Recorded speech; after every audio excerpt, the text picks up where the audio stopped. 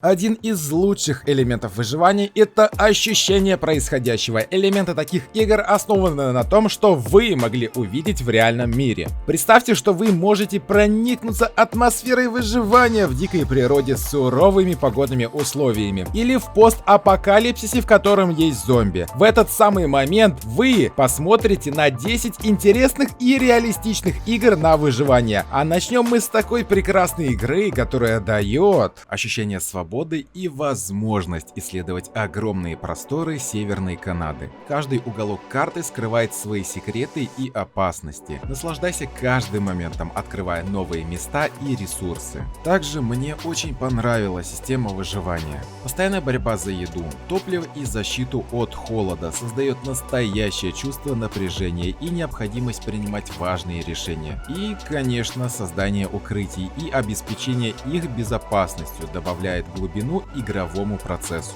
Но, пожалуй, самое волнующее в игре — это встречи с дикой природой. Встречи с волками или медведями заставляют тебя по-настоящему ощутить свою уязвимость и принимать быстрые решения. Эти моменты полны адреналина и захватывают дух. Погода в игре может меняться внезапно и неожиданно. Ты можешь начать игру в ясный день, а через несколько часов над тобой обрушится снежный шторм, затрудняя передвижение и ухудшая видимость. Встречи с хищными животными, такими как волки или медведи, могут произойти в самый неожиданный момент и потребуют от тебя быстрых действий для защиты и выживания. Во время исследования мира игры ты можешь наткнуться на различные предметы, укрытия или даже других выживших. Некоторые из этих находок могут помочь тебе на выживании, а другие могут представлять угрозу.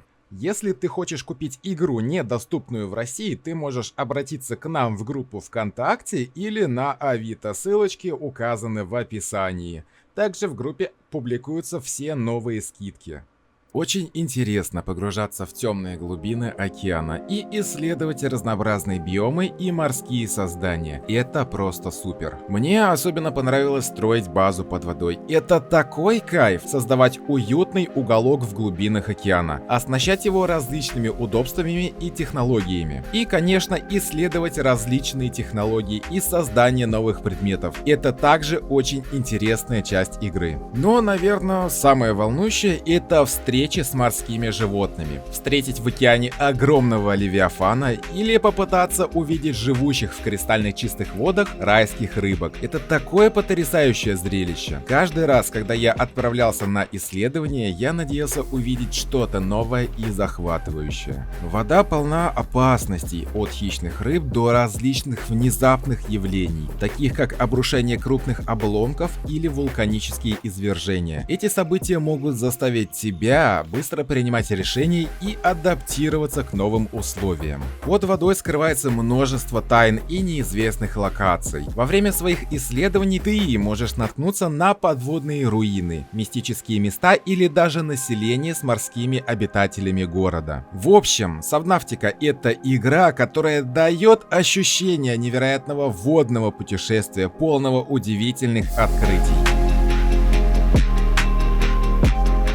Вам придется строить различные сооружения, прокладывать дороги и управлять ресурсами так, чтобы обеспечить выживаемость своего народа. Вам придется решать, следует ли ввести строгий закон и ограничить свободы граждан во имя выживания, или же придерживаться принципов свободы и рисковать утратить контроль над ситуацией. Наконец, я ценю реалистичные последствия моих действий. Все решения имеют последствия, и иногда даже самые благородные поступки могут привести к непредсказуемым последствиям. Это заставляет внимательно взвешивать свои решения и думать о потенциальных последствиях. Ваше решение в том или ином вопросе может иметь неожиданные последствия, которые могут повлиять на дальнейшее развитие сюжета и судьбу вашего поселения. Например, добрый поступок сегодня может привести к серьезным проблемам в будущем, а жесткое решение может вызвать бунт или восстание. В целом, Frostpunk 2 представляет уникальное и интенсивное игровое испытание, которое заставляет задуматься о моральных и этических аспектах выживания в крайне суровых условиях. Можно создавать различные сооружения, улучшать свои оборонительные механизмы и обеспечивать свою команду всем необходимым для выживания. Мне нравится атмосфера и аудиодизайн игры. Звуки леса, шорохи и странные звуки создают атмосферу напряжения и таинственности. Это делает игру более погруженную в реальность и заставляет меня чувствовать себя настоящим выживальщиком в дикой природе. Наконец, я ценю возможность исследовать остров и открывать новые тайны в этом открытом мире. Это заставляет меня чувствовать себя исследователем, готов преодолеть любые трудности ради раскрытия загадок этого загадочного места. Загадок загадочного.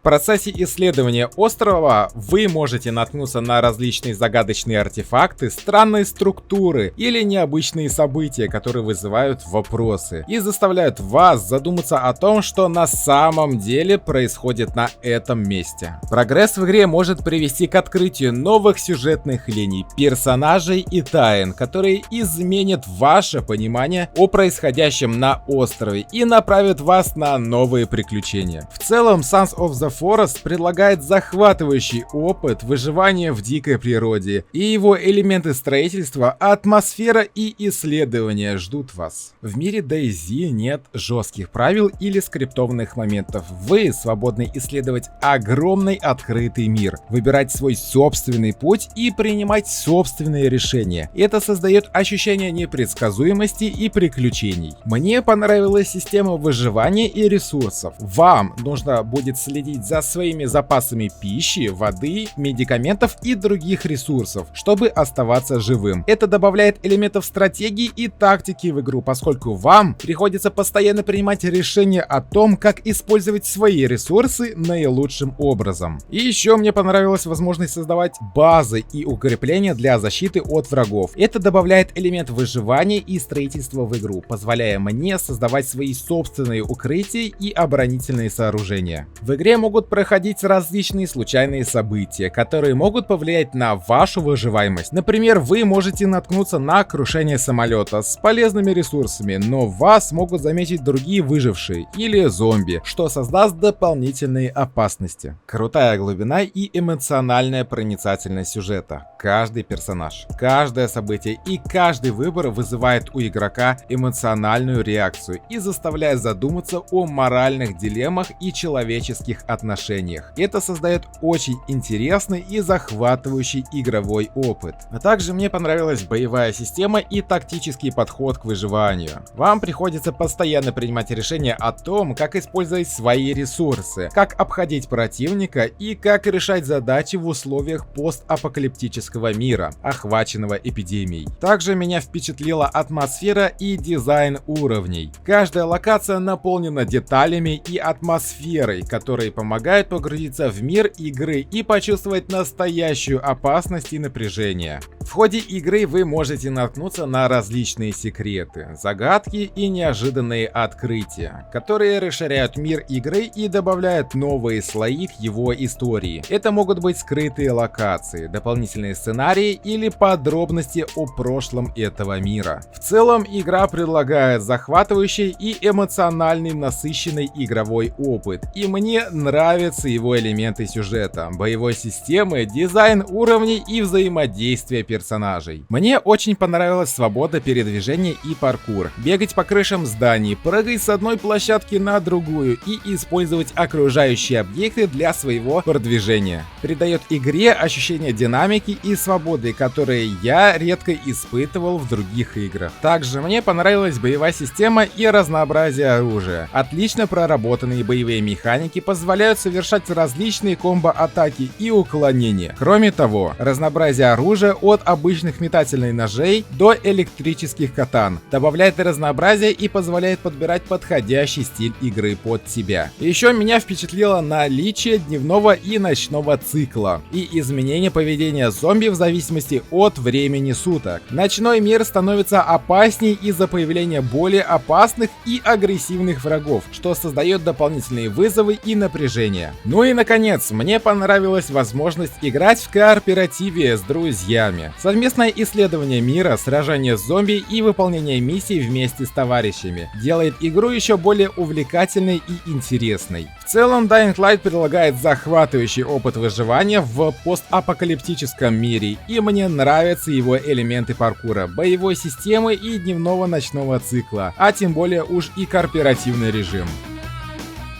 В игре Stranded очень крутая атмосфера выживания и исследования, которая создает ощущение реального пребывания на необитаемом острове. Во-первых, исследовать острова и окружающие морские пространства, открытие новых мест и поиск ресурсов, заставляющих задуматься о каждом шаге и решении, так как в любой момент можно наткнуться на опасности или неожиданные сюрпризы. Очень интересно наслаждаться созданием своего лагеря и приспособлениями к жизни на острове, строительством укрытий, сбор ресурсов и создание инструментов и оружия дает ощущение достижения прогресса, а также увеличивает шансы на выживание. Наконец, я ценю возможность взаимодействия с окружающей средой, которая создает ощущение живого мира. Взаимодействие с дикой природой, погодные условия и изменение времени суток добавляет глубины и реализма в игровой опыт. Во время плавания по морю или исследования подводного мира игрок может случайно наткнуться на затонувшие корабли или сундуки с сокровищами. Это может быть неожиданным источником ресурсов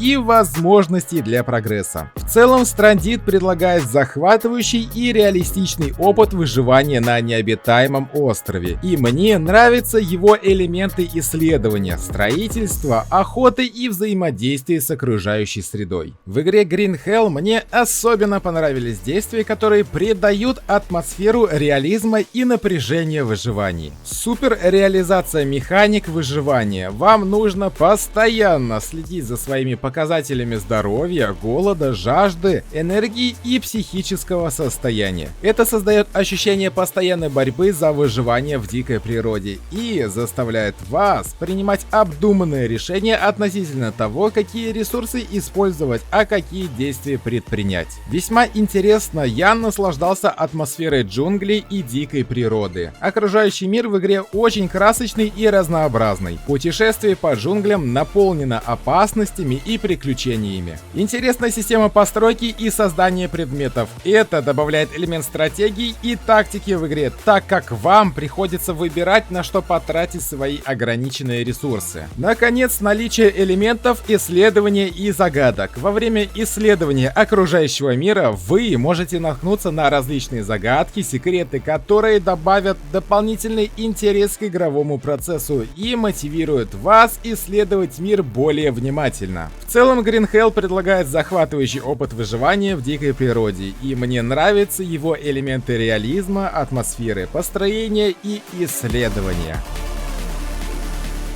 Это игра, в которой каждый день в игре приносит новые вызовы и решения, которые непосредственно влияют на жизнь персонажей. Бывает трудно решить, какие приоритеты поставить на первое место. Обеспечить пищу и воду, собрать ресурсы для строительства и защиты убежища. Или попытаться сохранить мораль и человечность, помогая другим выжившим. Во-вторых, интересный реализм, с которым в игре показаны последствия войны на обычных гражданах. Наблюдение за тем, как персонажи справляются с постоянным стрессом, нехваткой ресурсов и угрозой со стороны других выживших, заставляет задуматься о реальных страданиях, которые испытывают обычные люди в военное время. Также мне нравится моральный аспект игры. This War of Mine игроки сталкиваются с моральными дилеммами и выборами, которые могут привести к непредсказуемым последствиям. Необходимость балансировать между выживанием собственной группы и помощью другим выжившим заставляет задуматься о ценности человеческой жизни и сочувствием к ближнему. В целом, неожиданные моменты This War of Mine добавляют игре глубину и реализм, заставляя игрока переживать различные эмоции и действовать в условиях постоянной напряженности и стресса. В игре Scum я нашел много интересных моментов, но особенно меня увлекла глубина и реализм выживания, а также свобода действий и возможности развития персонажа. Непредсказуемые встречи с другими игроками. Игрок может внезапно столкнуться с другими выжившими в мире Scum, и исход таких встреч может быть разным. Некоторые игроки могут быть дружелюбными и готовыми к сотрудничеству, в то время как другие могут предоставить угрозу и попытаться атаковать или ограбить игрока. Неожиданные последствия игровых решений. Решения, принятые игроком в течение игры, могут иметь неожиданные последствия и влиять на исход событий. Например, помощь другу выжившему или атака на него может повлиять на отношения с другими NPS и игроками, а также на репутацию персонажа в мире игры. В целом, Scum предлагает захватывающий опыт выживания в открытом мире, и мне понравились его элементы персонажа и его развитие, атмосфера и свобода действий.